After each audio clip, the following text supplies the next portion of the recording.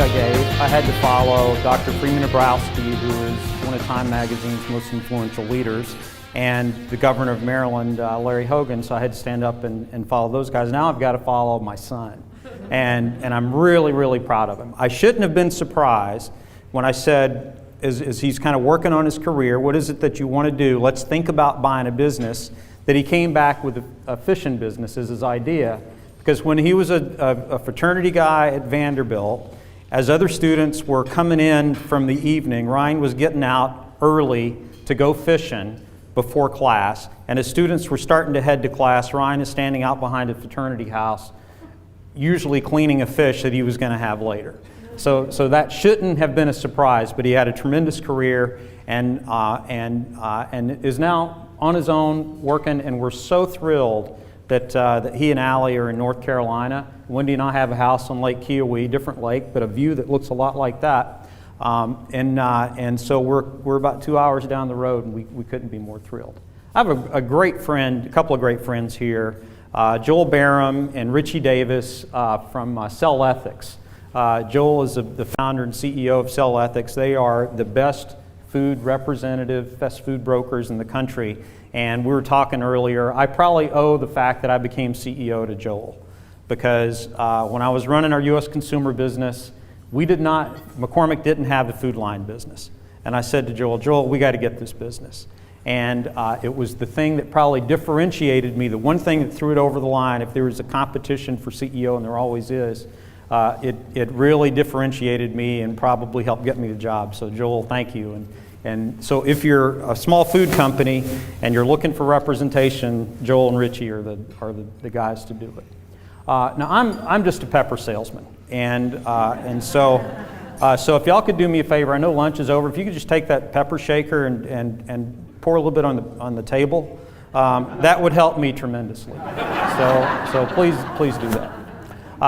I thought I'd talk a little bit about McCormick and how that relates to running a business, and how actually a multi-billion-dollar global corporation has a lot of the same challenges and a lot of the same issues and a lot of the same opportunities as any small business, and they really are pretty closely correlated. McCormick is 128 years old. It was founded by one guy in his house near the Inner Harbor of Baltimore 128 years ago, 1889. And he started the whole idea of make the best, someone will buy it. It's we're going to differentiate on product. We're going to have the best product, and we're coming from an industry where things are grown all over the world. And there's a lot of sometimes economic adulteration because spices are pretty expensive, and so people cheat.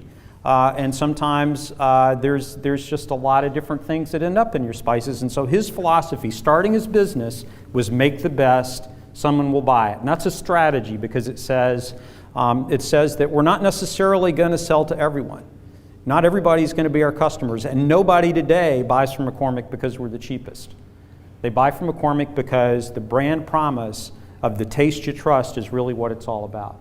Now, I was fortunate enough to become CEO in 2008, and if y'all remember 2008, that was a really fun year. And so I came into the idea that I'm going to develop a strategy, I'm going to develop a long-term corporate brand that's going to survive, and my legacy is going to be exactly that.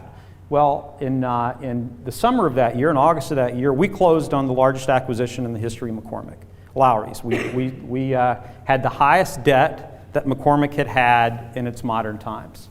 And then on September 19th, 2008, Lehman Brothers collapsed. And if you recall, the debt markets went crazy. Some of you may have been in banking. Some of you may still be feeling some of the impact of that. But so what we had to do is really step back and say, what are the values that we stand for, and how are we going to respond to that? So I pulled my team together, and we did what every other company in the world was doing that year. We stepped back and we said, what is our contingency plan? What are we going to do if things really get bad? And so we put that list together just like every other company did. A lot of people pull the trigger on this stuff. You know, we can cancel bonuses, we can cut pay, we can cut people, We can freeze the 401k match. We can cut our pension contribution. We can eliminate our pensions entirely. And we can reduce staff by 10 or 15%. We said, okay, we got it. We understand. And I said to the team at that time, we understand that.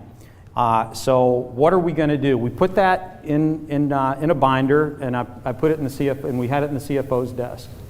And so we said, okay, here's the situation. Our business is still doing okay. So we're gonna see what happens, because the big benefit of that was a lot of people stopped going out to eat, and a lot of people started cooking at home. Well, that's good for our business. We also have a food service business, but people cooking at home is generally pretty good for us. We said our bonuses are really self-correcting. So, and we pay bonuses, by the way, to 100% of our employees, not just to a bunch of folks that sit in big offices. But we said the bonuses are self-correcting. If we don't make more money this year than we made last year, we pay zero bonus. That's how that was our bonus structure. And we said that's self-correcting. If we have the money to pay it, we'll pay it. So we got into February 2009, and we said, okay, we're going to go ahead and give raises to our hourly employees. If we have to pull that back later, if we have to cancel the management employees' pay raises, we'll do that. But in February, we'll do that. And we went to the teams and we said, here's the situation, here's our promise to you, here's what we need from you. And that kind of worked out. I'll just jump to the end of the story. And that year in 2009, we had double-digit earnings growth. We had dipped when the stock market dipped. I did my first annual meeting, my first shareholder meeting on a day where the stock had dropped 15%. And so it's a little pucker factor, because CEOs CEOs have an average life expectancy of about 6 years. And it's kind of, actually at the time it was less than that. And it's bifurcated, because you either get fired in your first 2 years because you can't do the job, or you get to stay for about 7 or 8 years. But that was kind of the average. I'm sitting there my first year in the job, and I just had a 15% stock drop overnight. So all that kind of worked out, and it helped us.